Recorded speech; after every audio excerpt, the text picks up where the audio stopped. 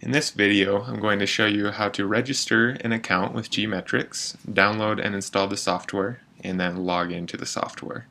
So if you use GMetrix, maybe at your school, then you might already have an account created, and if you do, that's fine. You don't need to create a new account. For example, if you're trying to use the software from home now, all you need to do is install the software. So if that's the case, you can skip forward in the video and get help on installing the software.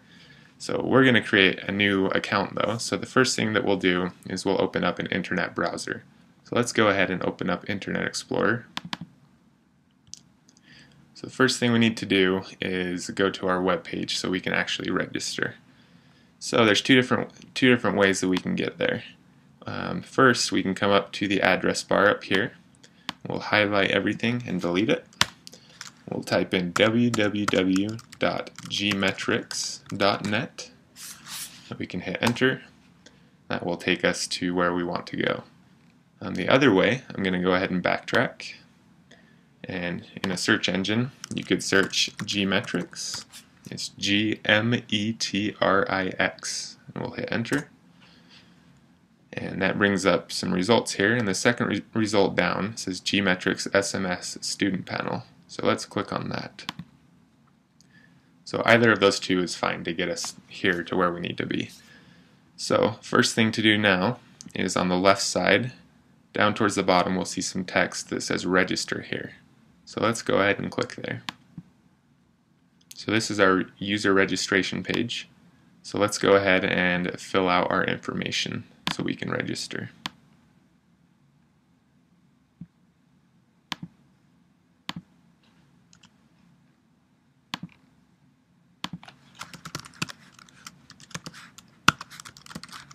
Alright, so we'll put in that information, our first and last name. Now this is the account information. This is kind of important. As you can see, we have the email address and the user ID. Now we don't require that you enter in your email address, but we recommend you do it just so if you ever lose your password, we can easily email it back to you. If you don't feel comfortable with giving us your email, that's fine as well. But I'm going to go ahead and put in an email.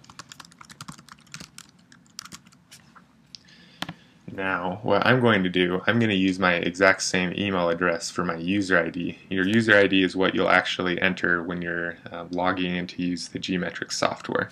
So to keep things simple, I'm just going to use my exact same email address that I used above. And then our password can be whatever you would like that to be.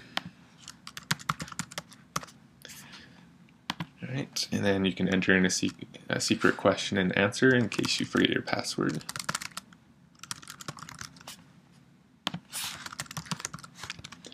Okay, once everything's filled out, we'll go ahead and click Next.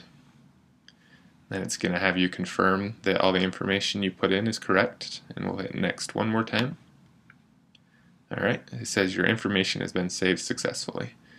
So, let's click this button now that says Go to Login. Okay, so this takes us back here. For now, we're going to disregard this login here on the right. Basically, that is for after you've taken tests. You can use your user ID and password to log in here and view results from tests that you've taken. So we'll cover that in another video. So let's go back over on the left side towards the bottom, and now let's click on the text that says Download GMetrix SMS here. Okay, so this is our download page, and there's a few different things that we can download. At this point, all we're concerned with is downloading the actual GMetrix client. So that is this one here that has the giant blue button that says GMetrix Download. So let's click that.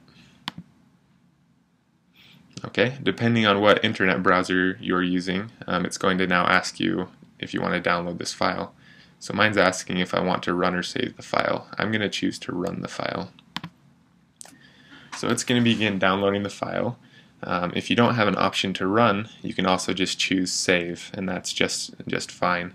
The only difference is once the download completes, you'll need to find the file and double click it to open it and run it. So once this finishes, it should automatically run the file because I chose to run it. Okay, so now Internet Explorer is basically saying, are you sure you want to run this file? it's worried because this is a new version of GMetrix that we just released, and so it's brand new, so it's not familiar with it. So we know that it's a safe file though. So if you do get this message, just come over here to where it says Actions, this button, and we'll click it. And then in this new window here, there is this button next to More Options. We'll click that, and we'll choose Run Anyway. Like I said, we know that the software is perfectly safe, so we'll go ahead and run it anyways. So this is the setup to install GMetrix. Let's hit Next. And here is the end user license agreement. So we can read that. And then we'll hit I accept and Next. Now this is where GMetrix will be installed. I recommend you just leave it how it is. And then we'll hit Next. And then we'll hit Install.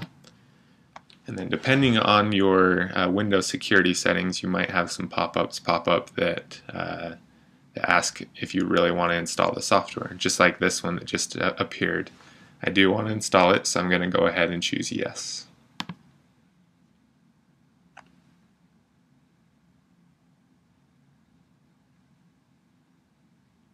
Okay, so that is all finished, so we'll click the Finish button. So now it's asking me if I want to start the application. You're fine to go ahead and hit yes if you would like, but I just want to show you how to open GMetrix normally.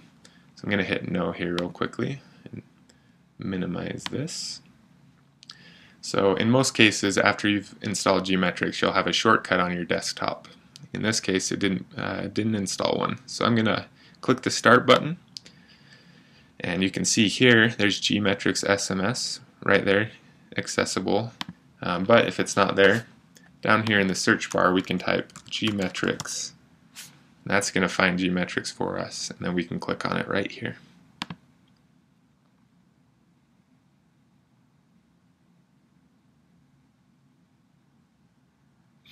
Okay, so this is the actual login page for the software. So we're going to enter in the exact same user ID and password that we created on that register page. So I'm going to put in my email address since that's what I used for my user ID.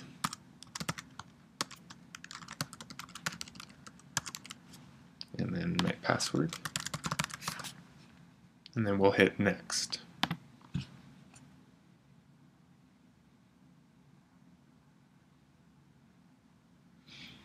Okay, so in this area it's asking us to enter an access code. So basically an access code is what allows us to have permission basically to take specific tests.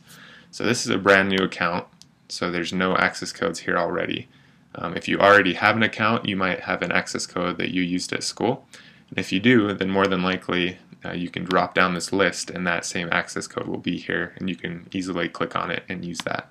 In my case, this is a new account, so I'm going to clear this out. I'm going to enter the access code that I was given. And these are case sensitive, so you'll want to type it exactly as you see it. Once that's in there, we'll hit Next. Alright, now it's asking me to select a practice test. So you might have one option or you might have several options depending. So I'm going to choose Microsoft Office 2010 Word just for this tutorial. And then you can choose between testing and training mode. I'm going to go ahead and choose training mode. Then you can select a question pool. I'm just going to do the Word Core Test 1 training. And then we'll hit Next. Alright, and then this page is just kind of a summary of what it is that you're testing on, and then we'll just hit Start. And this page gives us just some tips on what the different navigation buttons do while you're taking an actual test. But what we want to do now is at the bottom right of this window we'll actually click Start. Alright, and then it's going to go ahead and load the test for us. Okay, so now we're to the point that we can take an actual test. So that's everything that we needed to do to get up and running. So hopefully this was helpful, and keep an eye out for future tutorial videos.